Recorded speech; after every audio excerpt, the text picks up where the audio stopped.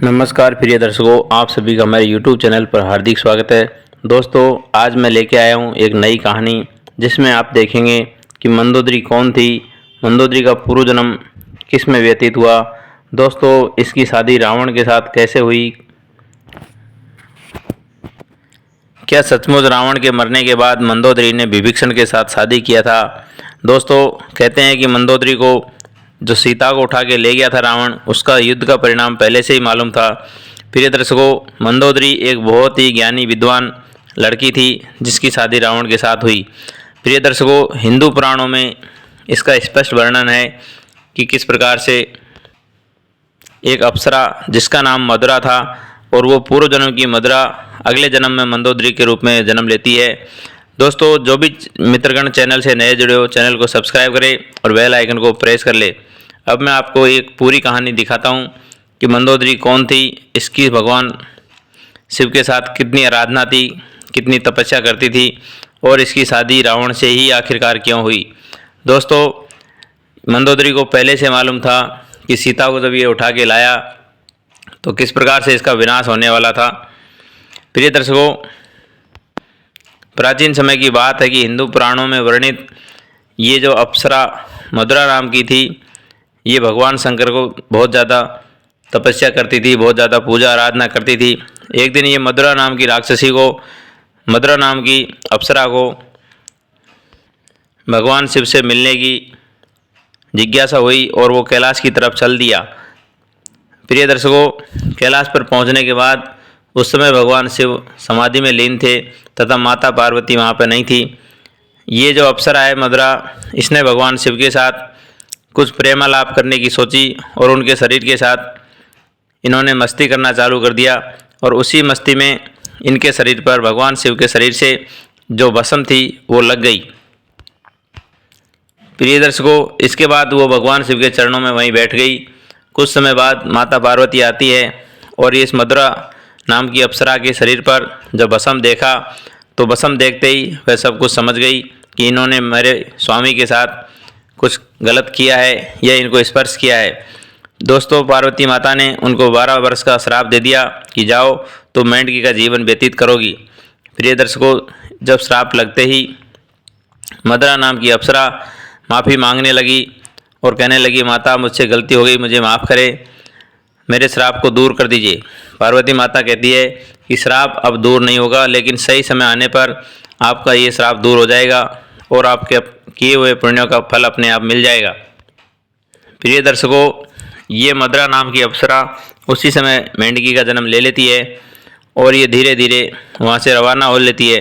काफ़ी समय गुजर गया। धरती लोक पर रहते रहते एक दिन ये मेंढकी सप्तऋषियों के आश्रम की तरफ जा रही थी।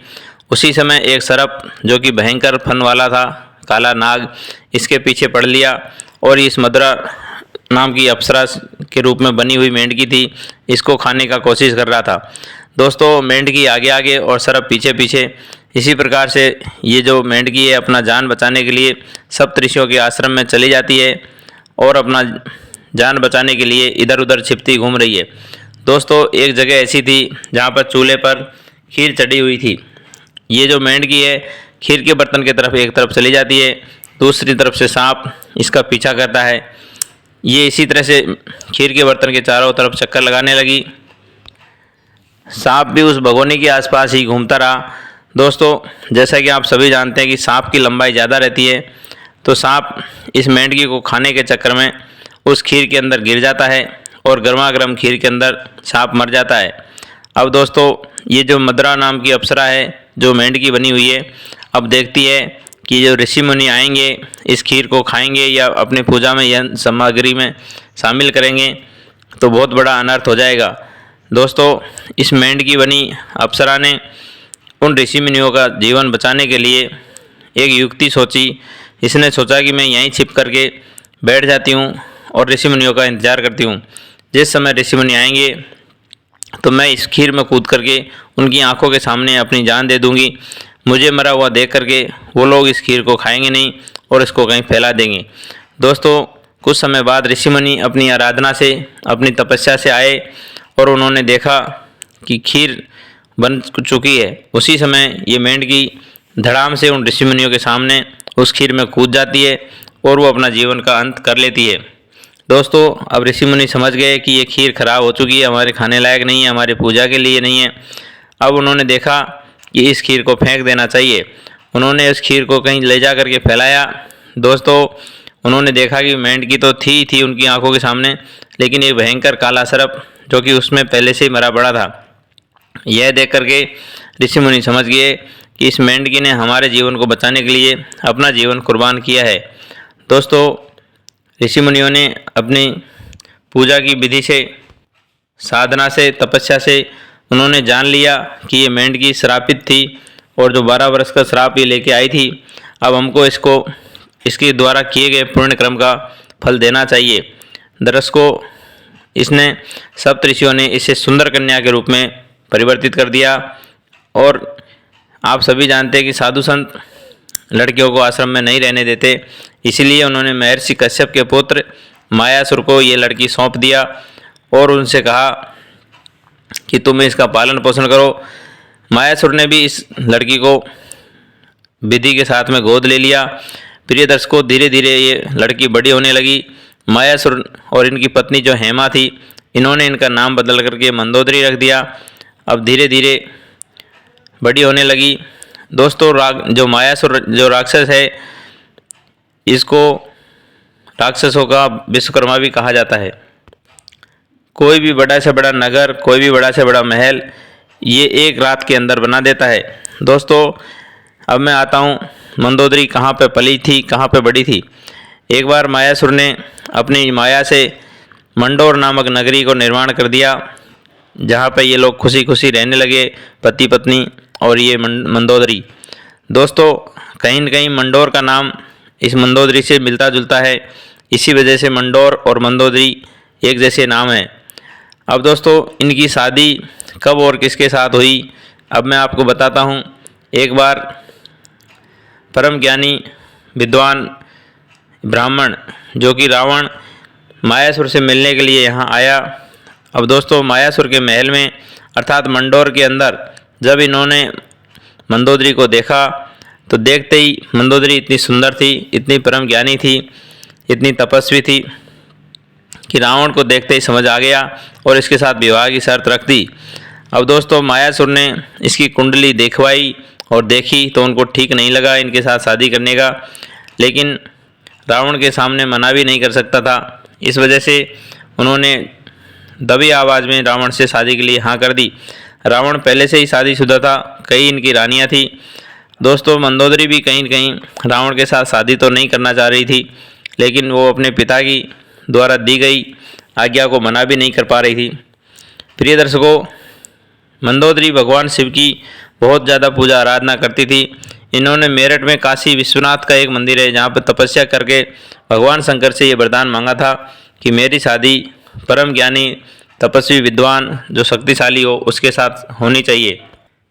भगवान शिव के द्वारा ये दो वरदान दिया गया था, परम ज्ञानी और महाविद्वान और शक्तिशाली। ये सारे गुण रावण के अंदर थे, इसीलिए रावण के साथ इनकी शादी हो गई। प्रिय दर्शकों, मंदोदरी के बारे में कहा जाता है कि ये पतिव्रता नारी थी और इनकी जो तपस्या है, इनकी पतिव्रता है, इनकी जो दूरदृष्टि है वो पूरी तरह से फेमस थी। इन्होंने रावण के मनोरंजन के लिए शतरंज नामक खेल को चालू किया था। मंदोदरी और रावण के द्वारा मेघनाथ और अक्षय कुमार नाम के 2 पुत्र पैदा हुए। दोस्तों, एक बार रावण ने जब माता सीता का अपहरण कर लिया था तो मंदोदरी ने अपनी दूरदृष्टि से, दिव्य दृष्टि से देखा और अपने पति को बहुत समझाया कि माता को वापस लौटा दीजिए, इसके नहीं लौटाने से आपका विनाश हो जाएगा, आपकी मृत्यु हो जाएगी। प्रिय दर्शकों, रावण कोई साधारण पुरुष नहीं था, उसको कोई भी नहीं मार सकता था। उसकी मृत्यु का राज उसने किसी को नहीं बताया था, सिर्फ मंदोदरी के अलावा।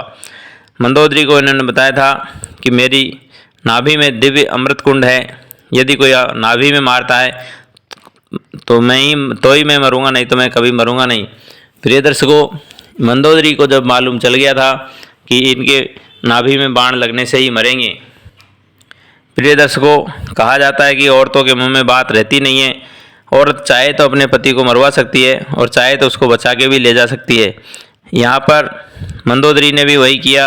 जो आमतौर पर सभी औरतें करती है। रावण जब सीता को अपहरण करके ले आया था, अशोक वाटिका में रखा था, तो भगवान के द्वारा भेजा गया दूत जो कि हनुमान जी थे, एक बार माता मंदोदरी के पास जाता है हनुमान जी, और उन्होंने उनसे पूछा, तो उन्होंने मंदोदरी ने रावण के बारे में जो गुप्त राज था, जो कि उनके अमृत कुंड था नाभि के अंदर, ये उनको बता दिया।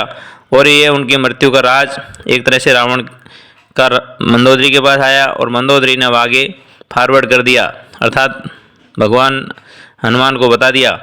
अब हनुमान जी ने यही जो राज था मृत्यु का अपने स्वामी भगवान श्री राम को बता दिया। प्रिय दर्शकों, जब रावण ने किसी भी हाल में अब माता सीता को लौटाने से मना कर दिया, तब भगवान राम ने अपनी पूरी सेना के साथ लंका पर चढ़ाई किया। और आगे जो होता है आप सभी जानते हैं कि रावण ने अंत में बहुत सारे साथियों के साथ रावण को भी मार दिया। इस युद्ध में विभीषण और मंदोदरी के अलावा कुछ लोग ही बचे थे, बाकी इनका पूरा कुल का नाश हो गया था। दोस्तों, जब मंदोदरी ने रावण की मृत्यु का समाचार सुना तो खुद युद्ध भूमि में गई। दोस्तों, जब इन्होंने देखा अपने पति को मरा हुआ, तो ये बहुत तेज़ आवाज़ में रोई, और इसके रोने पर, रुदन मचाने पर भगवान राम से भी नहीं रहा गया, और उन्होंने आकर के देखा कि माता मंदोदरी किस प्रकार से रुदन मचा रही है। जैसे ही माता मंदोदरी का और भगवान राम का नज़र एक दूसरे से मिलते हैं, तो दोस्तों भगवान राम कहीं न कहीं लज्जित हो जाते हैं कि मैंने क्यों रावण को मारा होगा। लेकिन दोस्तों, आप सभी जानते हैं कि अधर्म का नाश होना ज़रूरी है। भगवान श्री कृष्ण ने भी महाभारत में दुर्योधन का साथ नहीं दे करके अर्जुन का साथ दिया था। इसी प्रकार से यहाँ पर ये जो अधर्मी रावण, जो कि हमारे पूरे समाज के लिए, हमारी पूरी दुनिया के लिए दसियों बीसियों साल, 1000 साल हो गए, लेकिन ये परंपरा बनी हुई है कि धर्म की विजय होती है और अधर्म का नाश होता है। प्रिय दर्शकों, जब रावण मर जाता है तो विभीषण को राजा बना दिया जाता है, और भगवान राम ने माता मंदोदरी से ये प्रार्थना किया कि आप भी विभीषण के साथ शादी करके अपना जीवन बिताइए। दोस्तों, यह प्रस्ताव उस समय मंदोदरी ने मना कर दिया और मौन रही। कुछ समय तक मंदोदरी अपने आप को कमरे में कैद कर लेती है, और बहुत समय बाद कुछ लोक कथाओं के अनुसार कहा जाता है कि मंदोदरी ने विभीषण के साथ शादी कर लिया। लेकिन दोस्तों, मंदोदरी बहुत पतिव्रता नारी थी, रावण के मरने के बाद भी वो ऐसा नहीं कर सकती थी। प्रिय दर्शकों, आपको क्या लगता है कि मंदोदरी ने विभीषण के साथ विवाह किया था या नहीं, कमेंट में बताइएगा। और आज की मेरे द्वारा दी गई जानकारी, जो कि मंदोदरी, रावण और भगवान राम सीता के बारे में थी। दोस्तों, इस कहानी में आपको क्या सीखने को मिला? कुछ अच्छा लगा हो तो जय श्री राम, जय हनुमान जी लिखना नहीं भूले। और सभी को राधे राधे, हरिओम, जय श्री कृष्ण।